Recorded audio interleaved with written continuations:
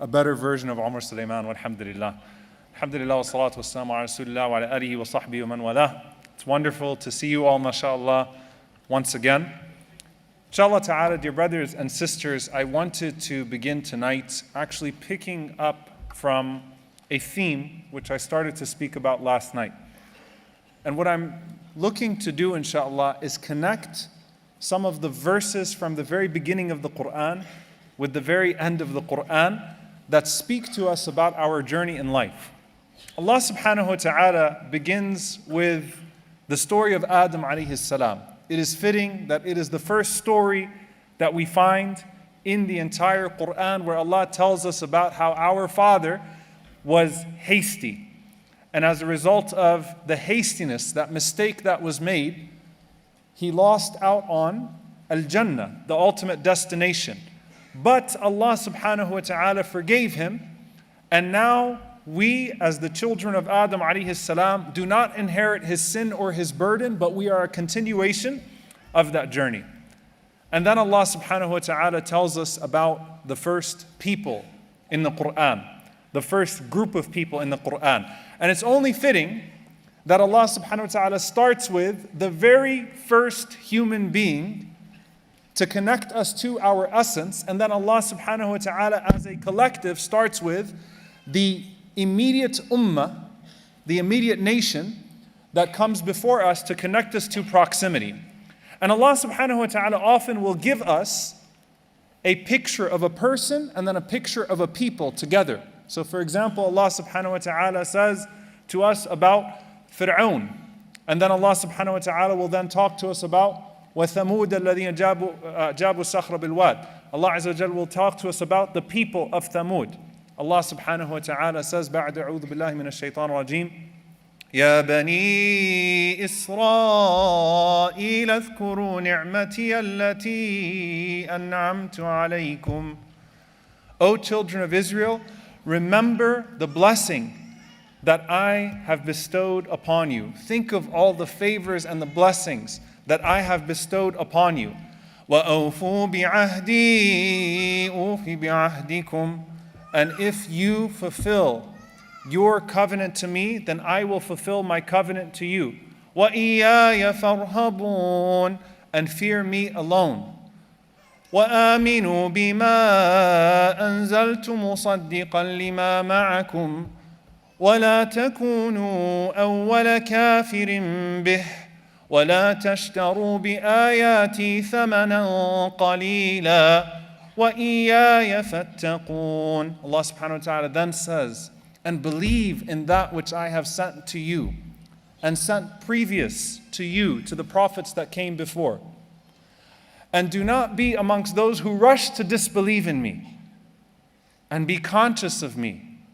And Allah subhanahu wa ta'ala continues to tell us this story of advices that He gives to Bani Israel, until Allah subhanahu wa ta'ala then mentions, as a result of that contract, that covenant that you hold with Him, وَاسْتَعِينُوا بِالصَّبْرِ وَالصَّلَاةِ. And seek aid in this journey of yours with patience and prayer.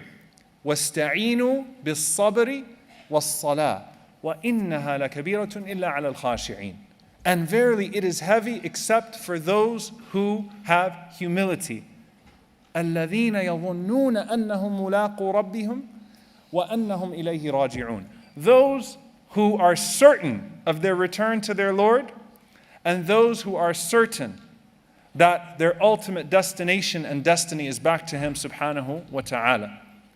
يَظُنُّونَ أَنَّهُمْ مُلَاقُو رَبِّهِمْ. They know that one day they will stand before Allah subhanahu wa ta'ala. And subhanAllah, there is a beautiful connection here with these verses and with the verses where Allah Azza wa Jal speaks to Adam alayhi salam and about Adam alayhi salam and the continuation of that journey. When Allah subhanahu wa ta'ala talks to us about Bani Israel, Allah mentions to us that He has bestowed blessings upon them and blessings upon them and blessings upon them. And like Adam alayhi salam, Allah bestowed blessings upon him and blessings upon him and blessings upon him. But Adam alayhi salam made a mistake for a moment. and did not see all of the blessings that Allah subhanahu wa ta'ala bestowed upon him, and instead chose to hasten towards a tree that Allah subhanahu wa ta'ala told him to avoid.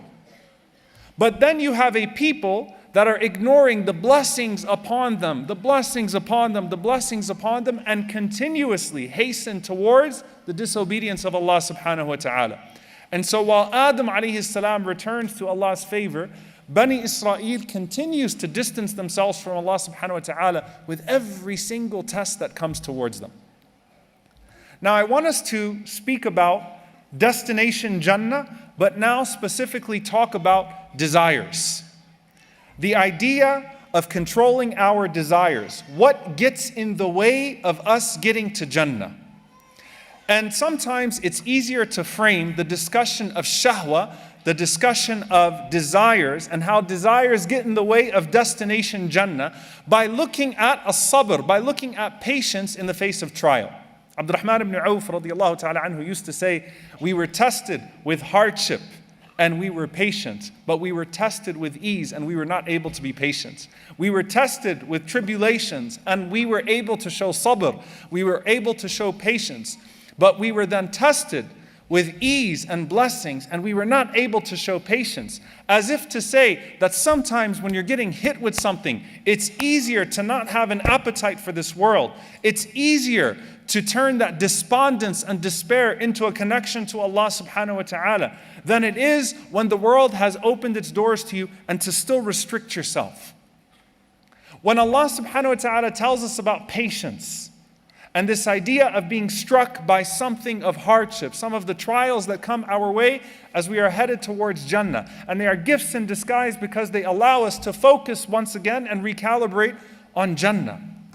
Allah subhanahu wa ta'ala mentions to us those who, when they are struck with hardship, وَبَشِّرِ الصَّابِرِينَ, give them the glad tidings. الَّذِينَ إِذَا أَصَابَتْهُمْ مُصِيبَةٌ, those who when they are struck by a trial, قَالُوا إِنَّا لِلَّهِ وَإِنَّا إِلَيْهِ راجعون.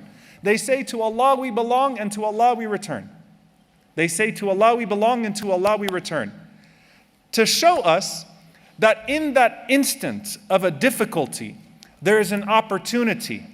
And a person who has been struck by a great trial and a great hardship, if they've been preparing themselves for a sadma, for that moment of shock, then all that they have preparing themselves with will present itself in a beautiful opportunity that cannot be found in any other place. The Prophet ﷺ said, "As-sabr 'inda as-sadmati al-ula," that patience is at the first strike. You don't just suddenly garner up patience when a massive tribulation comes to you. You prepare yourself for a massive sadma, for a massive moment of trial, and naturally, what you have been nurturing inside of you materializes in a beautiful inna lillahi wa inna ilayhi raji'un. And the ultimate sadma, the ultimate shock and strike that you're preparing for is death. Because even if you proceed through this life with relative ease, all of us will have that sadma, that moment of death. And the words that you want to have ready for that moment of death, for that ultimate sadma, is La ilaha illallah. If you can say La ilaha illallah at your last moments, and subhanAllah, if you've been around dying people, you will see how difficult it is to have someone say La ilaha illallah at that last moment. But if you can garner up an entire life of trying to live by kalimat al-tawheed, trying to live by that word of La ilaha illallah, and then it materializes in a word of La ilaha illallah in that final moment of your life, you enter into Jannah. It's not because you suddenly remember at the time of death to say La ilaha illallah, it's because you've been preparing yourself your entire life with La ilaha illallah, and then the sadma of death comes to you, the shock of death comes to you, and La ilaha illallah. It's heavier than 1,000 pounds at that moment. But its weight and its reward is eternity in Jannah, because you prepared yourself for that sadma, for that shock. For every other sadma in life, for every other shock in life, you prepare yourself for that moment of opportunity to say, Inna lillahi wa inna ilayhi raji'un. To Allah we belong, and to Allah we return. And when you are able to do that, whether it is small or big, you have a beautiful reward that is given to you, a beautiful reward that is unlocked for you. And the Quran is very visual. The way of the Prophet ﷺ is very visual, that you unlock something that is far more beautiful.